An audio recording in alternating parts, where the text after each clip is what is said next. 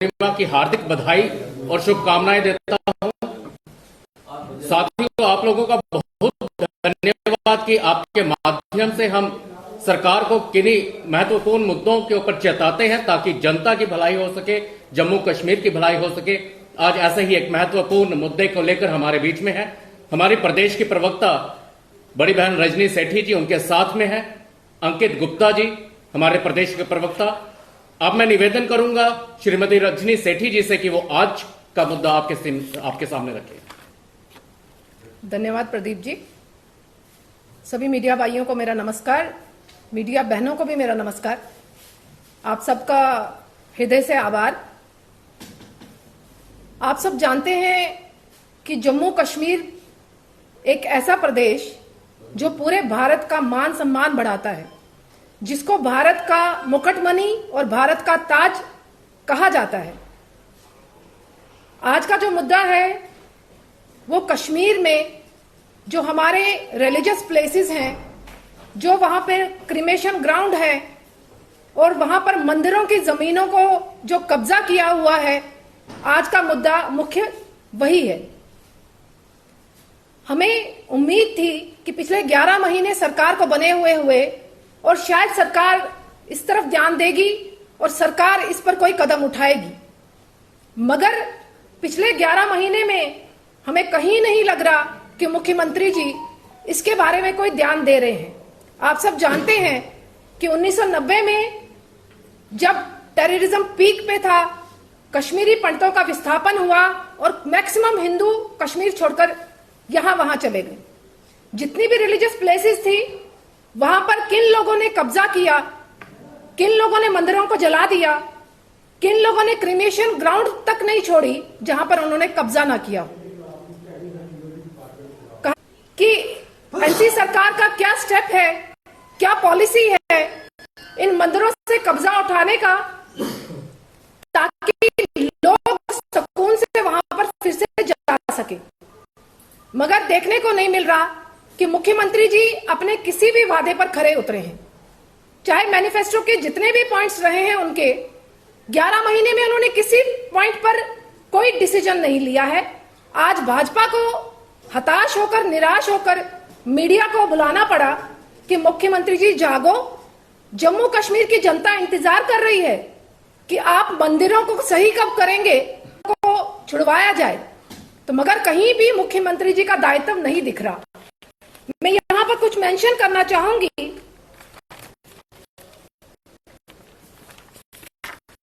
जो मेन मंदिर वहां पर है, गणपतियार में गणेश भगवान जी का मंदिर है, जिसका एक रूप महाराष्ट्र में भी है, मगर उस मंदिर को ना तो नजरों में लाया जा रहा है, ना ही उसकी तरक्की के लिए कुछ ऐसा कदम उठाया जा रहा है सरकार की तरफ से।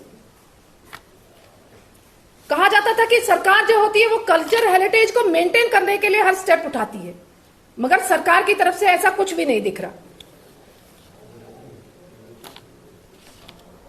कश्मीर में बहुत से प्रोटेस्ट भी हुए, कश्मीरी पंडितों के द्वारा हुए कि इनको कब्जा छुड़वाया जाए, मंदिरों को फिर से उनके अपने असली रूप में लाया जाए, ताकि हिंदू समाज वहां पर पूजा अर्चना कर पाए।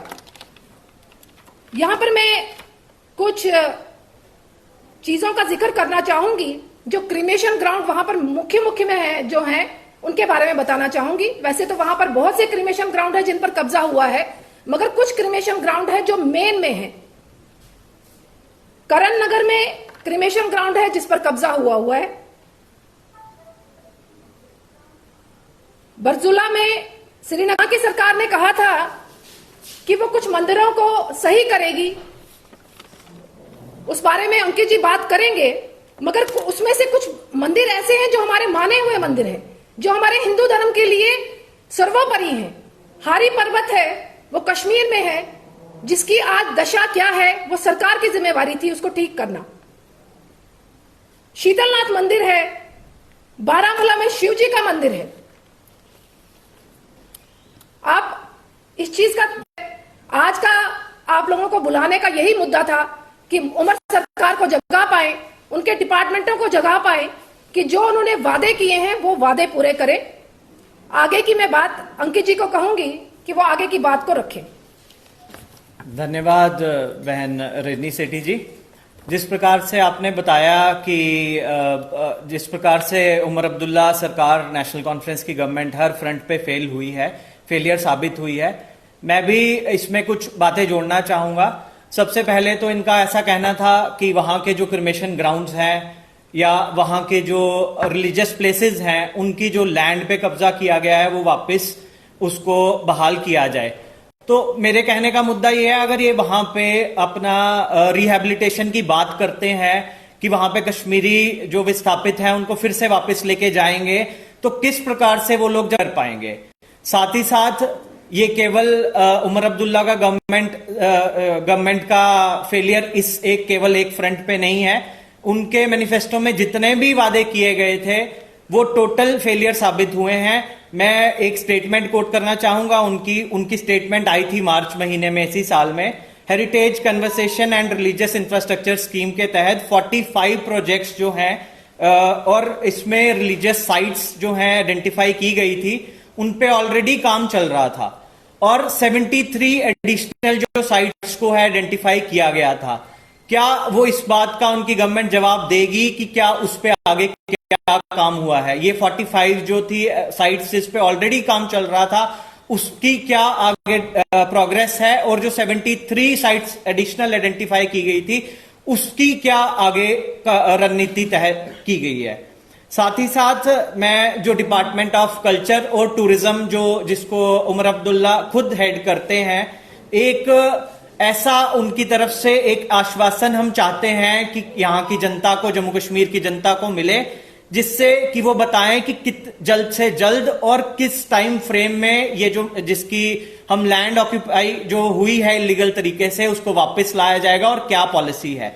साथ ही साथ इनके जो नेशनल कॉन्फ्रेंस का जब मैनिफेस्टो आया था लास्ट ईयर, इनकी गवर्नमेंट यहां पे बनने से पहले इलेक्शन टाइम में, उसमें एक क्लियर कट बिल की बात की गई थी, टेम्पल और रिलीजियस प्लेसेस श्राइन्स का बिल था। और इस बिल पे क्या काम हुआ है, क्योंकि उसमें क्लियर कट लिखा था कि ये बिल जो है असेंबली में आएगा, जब हमारी सरकार यहां पे आती है हम असेंबली में उस बिल को लाएंगे और जो वापस से जो टेक केयर है वहां के टेम्पल्स की, उनके असली जो लोग हैं उनको सौंपेंगे। इस बिल पे क्या उनका कहना है, ये बिल कब तक असेंबली में आएगा? साथ ही साथ मैं ये भी आपको फिर एक बार आपके माध्यम से जनता को क्लियर करना चाहूंगा कि ये जो फेलियर की बात अगर हम कर रहे हैं, ये यहाँ के केवल कोई पॉलिटिकल, इसमें कोई एक पॉलिटिकल पार्टी की बात नहीं है। यहाँ के लोकल जो लोग हैं उनके रिलीजियस सेंटिमेंट्स की बात है। यहाँ के लोकल जो लोग हैं उनकी आस्था की बात है, उनकी आस्था का प्रतीक है।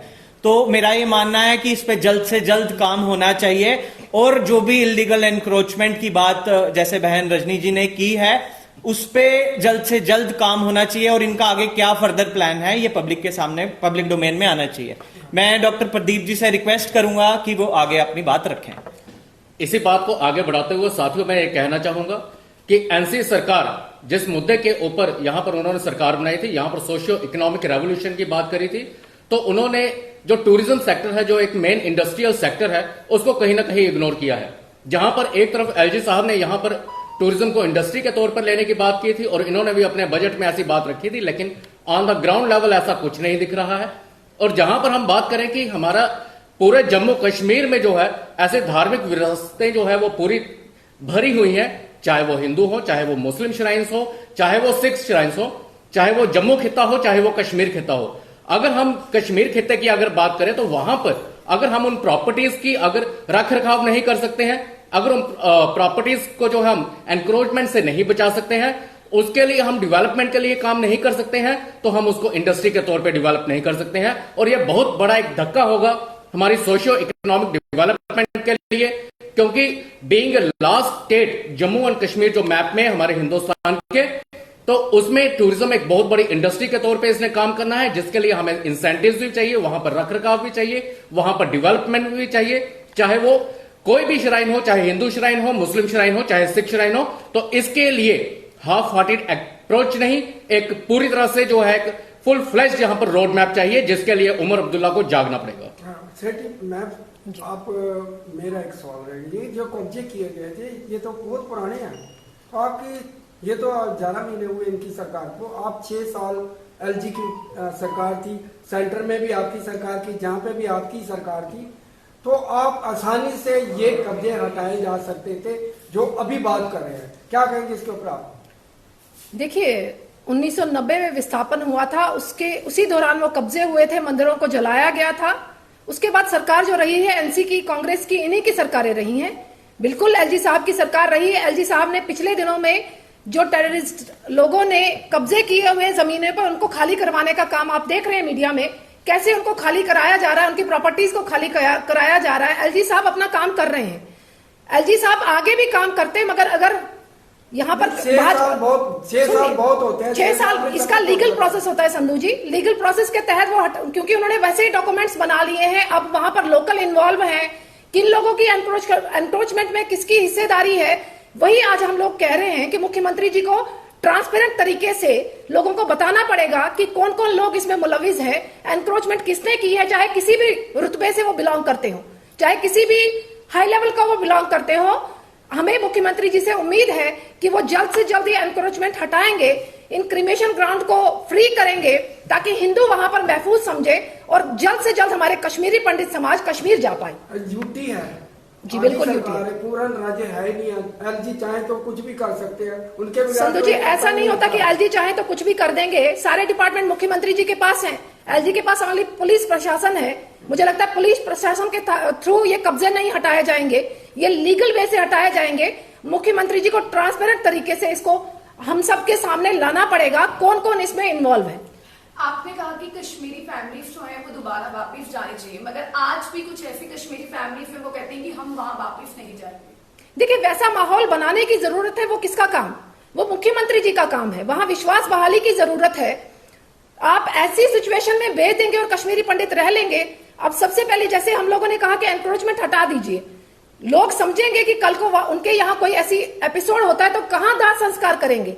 क्रिमेशन ग्राउंड नहीं होगा, मंदिरों में पूजा नहीं कर पाएंगे तो उनको अपना माहौल नहीं लगेगा। इस कारण पहलगाम बाइसन में जब आतंकी हमला हुआ उसके बाद कई लोग जो है वो कश्मीर घाटी नहीं जाना चाहते, वहां का माहौल देखकर कि हम वहां पर सेफ नहीं है, हमारे बच्चे जाएंगे। टूरिज्म की बात करें तो आप जानते हैं कि आप उस पर क्या कहेंगे आप? नहीं, ऐसा नहीं है कि लोग जाना नहीं चाहते, मगर इनके जो एमपी हैं उनके बयानों के कारण नहीं जाना चाहते होंगे।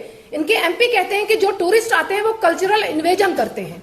कहने का तात्पर्य यह है, एक तरफ आप टूरिज्म को बुला भी रहे हैं, दूसरी तरफ उनको कह रहे हैं कि हमारे जम्मू कश्मीर के कल्चरल इन्वेजन कर रहे हैं।